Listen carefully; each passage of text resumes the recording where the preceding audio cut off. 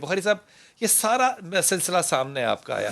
میں عمر صدیقی سے تو یہ پوچھنا چاہوں گا کہ اب اگر تنظیمیں ہوں انسانی حقوق کی تو انسانی حقوق تو شاید صدیقی صاحب کوئی عجیب و غریب چھوٹی سی معصوم سی بات رہ جاتی ہے.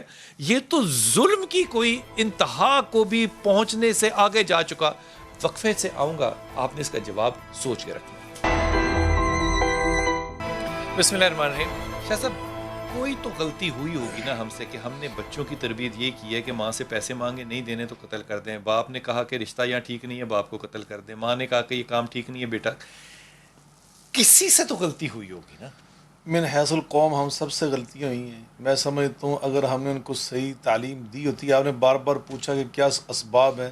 میں سمجھتا ہوں ہماری تعلیم میں یقینا ہمارے سلیبس میں نصاب میں کوئی خامی اور کمی موجود ہے کہ ڈگریاں ہونے کے باوجود 100 کتابوں سے زیادہ اسکول کے اندر میں آپ کو کشمیر کا نقشہ دکھا سکتا ہوں جو غلط ہے. جی یقیناً آپ صحیح فرما رہے ہیں. میں اس قوم کو کیا کہوں جس کو کہا جائے کہ خاتم النبیین لکھو, مطلب یہ قانون بنانے والی بات ہے. آپ کے اندر ہمارے اندر حیا نہیں ہے, شرم نہیں ہے. یہ چیزیں پہلے ہمارے اندر کیوں نہیں موجود ہے. یقیناً یہ ایک سبب. اور دوسرا سبب یہ ہے کہ ہم نے اپنے نوجوانوں کو بے روزگار رکھا ہوا ہے.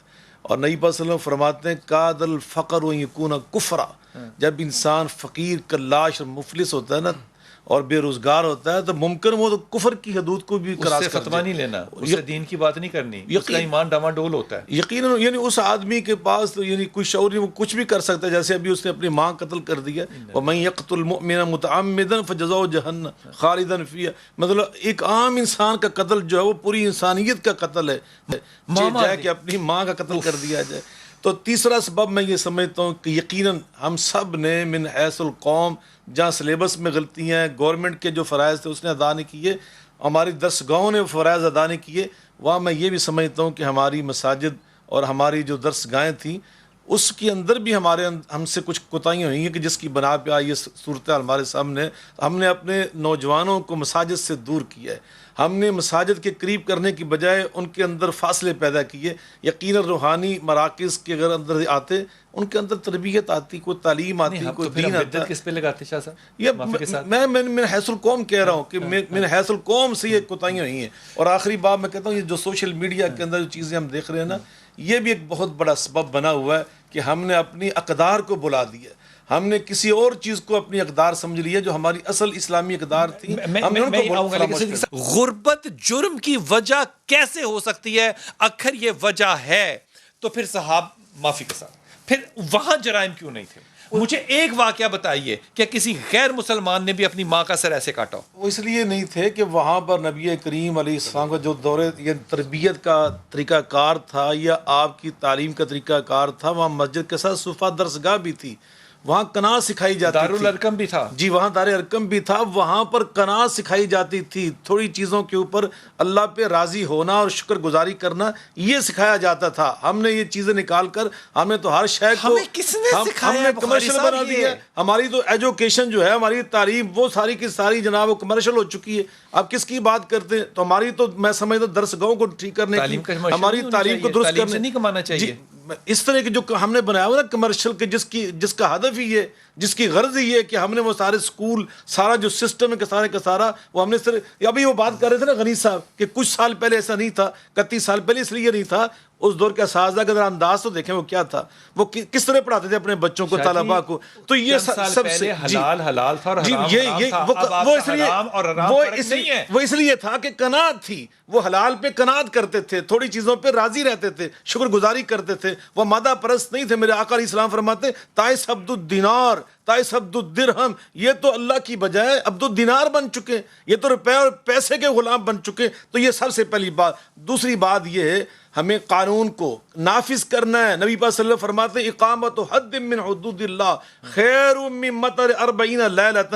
40 بارشیں ہوں تو اس کی جو خوشحالی آتی ہے نا ملک کے اندر, معاشرے کے اندر, اسٹیٹ کے اندر, اگر اس کی بجائے صرف ایک دفعہ کسی مجرم پر اللہ کے قانون کو نافذ کر دیا جائے تو وہ خوشحالی اس سے کہیں زیادہ آتی ہے. تو ہم نے تو اللہ کے اس قانون کو ہم نے نہیں مانی, ہم نے پہلے بھی نہیں مانی, یہ بھی نہیں مانی. اور اب بار بار جو خوشحالی ہے جی وہ ایک طرف اور ایک مجرم کو سزا دینا وہ ایک طرف اس سے بہتر. اور آج جو بار بار ارشاد فرما رہے تھے نا کہ ہم نے چھوڑ دینا, قرآن کہہ رہا ہے وَلَا تَأْخُذْكُم بِمَا رَأْفَتُم فِي دِينِ اللَّهِ، جب مجرم پہ حد لگاؤ نا، قانون نافذ کرو، پھر ترس نہ کھاؤ. یہ اللہ فرما رہا ہے جو ارحم الراحمین ہے، اور انہوں نے آ کے سنایا جو رحمت للعالمین ہے. اور آخری بات میں یہ کہنا چاہتا ہوں، ہمیں اپنے سسٹم کو ٹھیک کرنا ہے. ہم نے ان بچوں کو روزگار پہ لے کے جانا ہے، ان کو مصروف کرنا ہے، یہ ذمہ داری بلا شبہ. اور آخری بات یہ ہے کہ ہم نے یہ جو نا ہمارا تو ملک ہمارے دین کیا سکھا رہا ہے کہ روزانہ جو مدر ڈے،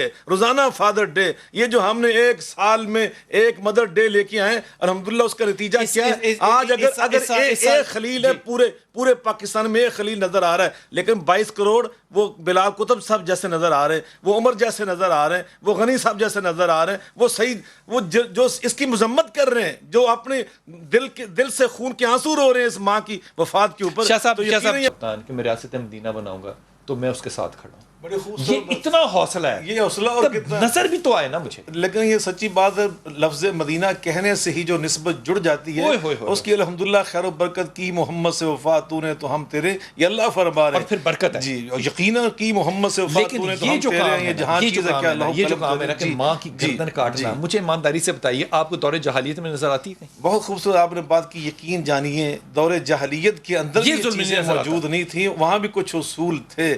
میں نے اس لیے قرآن پاک کی آیت پڑھی، وہاں اصول توڑا گیا، وہاں کربلا برپا ہوئی. آپ کے ملک میں روز کربلا ہو رہا ہے. یقیناً آپ نے بڑی خوبصورت بات کی، اس لیے میں نے قرآن پاک کی آیت مبارکہ پڑھی. دوسری آیت پڑھتا ہوں، اللہ فرماتے ہیں اولئک شر البریہ، یہ تو دنیا کی ہر مخلوق سے گندے لوگ ہیں. یہ جو انسان ہو کر اشرف المخلوقات ہو کر ماں کے قاتل بن گیا.